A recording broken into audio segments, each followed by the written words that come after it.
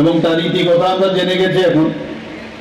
এবং তখন খুব ছোট আকারের এখানে এয়ারপোর্ট ছিল। এক এক সময় ভাবি যে মানিক্য ডাইনেস্টি ত্রিপুরার যেভাবে ওনারা কাজ করে গেছেন ত্রিপুরার উন্নয়নের লক্ষ্যে, আগে কিন্তু তাদেরকে সেইভাবে তাদেরকে স্বীকৃতি দেওয়া হয়নি।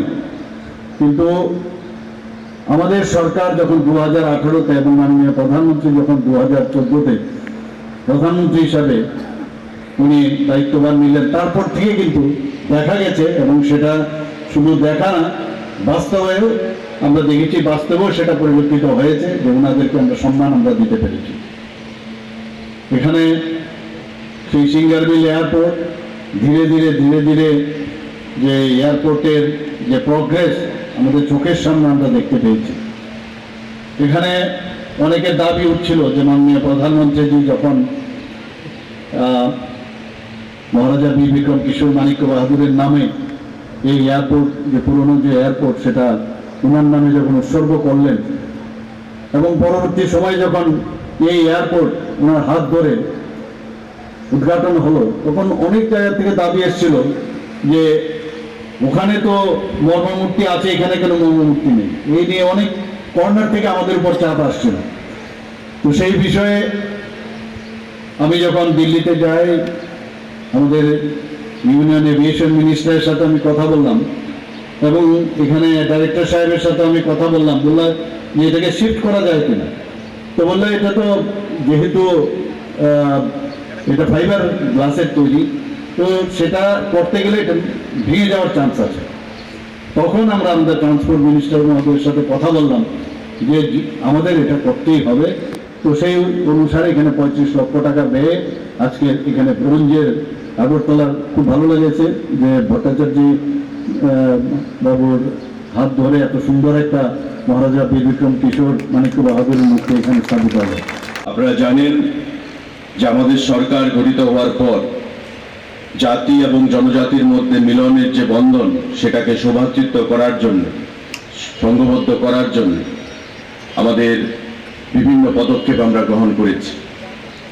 এবং যে প্রথম পদক্ষেপ আমাদের প্রথম ক্যাবিনেটে নেওয়া হয়েছিল 2018 সালের সরকার গঠনের পর, আমাদের এই আগরতলার এয়ারপোর্ট তাকে মহারাজা বীর বিক্রমের নামে উৎসর্গ করার জন্য।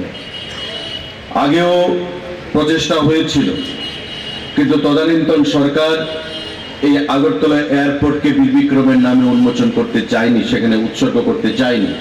আমাদের সরকার গঠিত হওয়ার পর আমাদের ভিশন ডকুমেন্ট অনুযায়ী আমরা সেটা করেছি। এবং পরবর্তী সময় ভারতবর্ষের যশস্বী প্রধানমন্ত্রী মোদীজির হাত ধরে আমাদের 2018 সালে সরকার গঠিত হওয়ার পর আমাদের পুরানো যে এয়ারপোর্ট, তাকে মহারাজা বীর বিক্রমের সেখানে ফাইবারের মূর্তি বসিয়ে তার প্রতি শ্রদ্ধা আমরা জ্ঞাপন করেছি।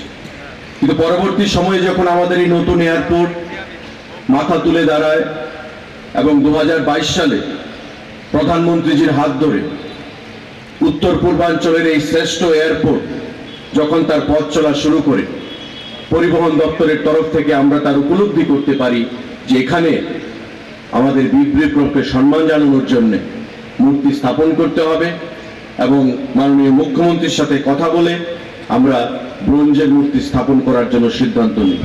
35 লক্ষ টাকা ব্যয়ে এই ব্রোঞ্জের মূর্তির আবরণ উন্মোচন আজকে রাজ্যের মাননীয় মুখ্যমন্ত্রীর হাত ধরে আমরা সম্পন্ন করলাম।